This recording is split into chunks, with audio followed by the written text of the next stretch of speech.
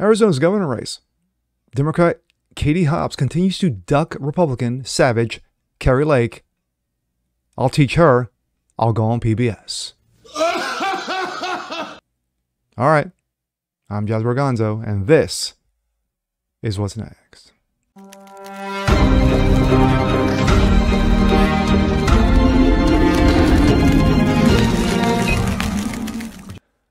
What's up, peeps? Jazz Borgonzo. What's next? Your daily dose of common sense and facts. Hope you guys are doing good today. Well, as we get closer to the midterms, one of the most anticipated elections in many a year is going to take place. Arizona. Democrat Katie Hobbs versus Republican savage Kari Lake. But over the last several weeks, we've had Kari Lake run around Arizona challenging Katie Hobbs time and time and time and time and time again. She wants a debate, a flat-out debate.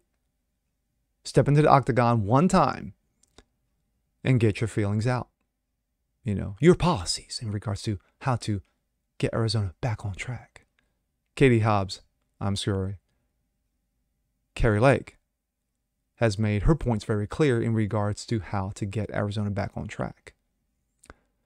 She is DeSantis in a dress. Let's put it that way. But Katie Hobbs continues to duck her over and over and over again. So much so that she's going to teach Kari Lake a lesson. So she goes on the wonderful and unbiased PBS. Really? Let's take a look. This comes out of Breitbart. Republican Kari Lake's Q&A postponed after Arizona's PBS grants Democrat Katie Hobbs an undeserved interview. The Arizona Clean Elections Commission and Republican gubernatorial nominee Kari Lake blasted Arizona PBS Wednesday for granting Secretary of State Katie Hobbs an undeserved one-on-one interview. The CEC set up a one-on-one interview with Arizona PBS was supposed to be taking place Wednesday instead of a debate because Hobbs refused to share the stage with her.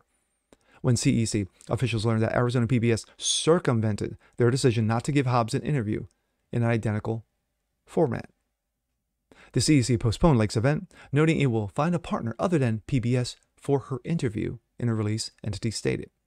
This is disappointing, especially following the multiple attempts on behalf of all partners involving the producing of this year's general election debates to organize a traditional gubernatorial debate between two candidates. As a matter of state law and under direction of its commissioners, Clean Elections proceeding with its obligation to arrange a Q&A interview for candidates who agreed to debate but whose opponent elected not to participate, which is how the Q&A with candidate Kari Lake, scheduled for tonight on Arizona PBS, came to fruition. Given today's events, the need to obtain additional information regarding the last-minute developments, the commission will postpone tonight's Q&A on Arizona PBS and identify a new venue, partner, and date when the interview will be broadcast. Okay.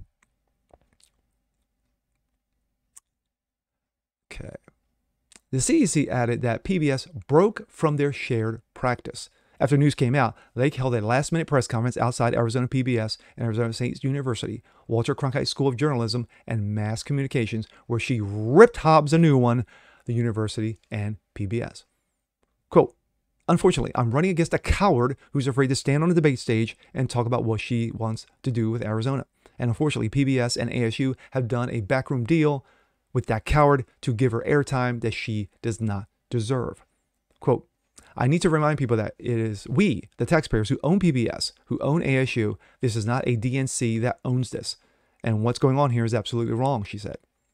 As the CEC voted not to give Hobbs a one-on-one interview, Breitbart News asked Lake if she thought the Democrat deal against the CEC's vote made her an election denier. Here's her comments. Who are you with? Great partner. Katie Hobbs, the Clean Elections Commission voted to not grant her a debate or grant her a one-on-one, and she accepted one anyway. So is Katie Hobbs an election denier?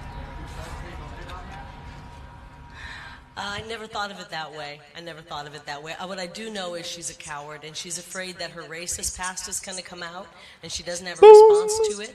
She doesn't have a response as to why she fired Talonia Adams when Talonia Adams asked her, why am I making $30,000 less than the men in the office? She doesn't have a response. She said on the hot seat, basically, that she fired Talonia Adams for disobedience. What year are we in?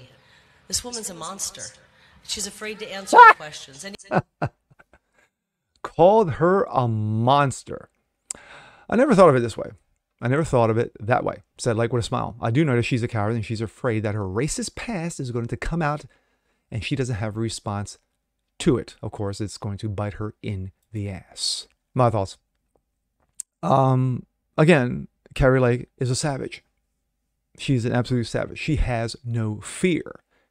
Katie Hobbs is scared to death of her. The reason why she accepted the PBS offer one-on-one versus getting on a stage with Kari Lake. With the same PBS.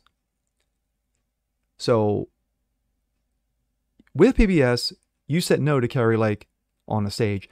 But the same PBS, you accepted a one-on-one interview. Now, do you really think that PBS is going to hit her with hard questions about her racist past, about her comments towards Kari Lake, about several policies that would pretty much move Arizona backwards instead of towards the future? According to Kari Lake, no. And I think anybody who's watched PBS in the past knows that they are very milquetoast in their interviews. And yeah, they do bow to the will of the Democratic National Party. Funny how you and I are paying for this, but yet fair and balanced, yeah, never heard of it. But with that being said, I'm Jazz Berganzo. This is What's Next. Want to see more just like this? Please leave a comment below. Like it, share it, subscribe to it. And we'll catch you guys next time. Peace.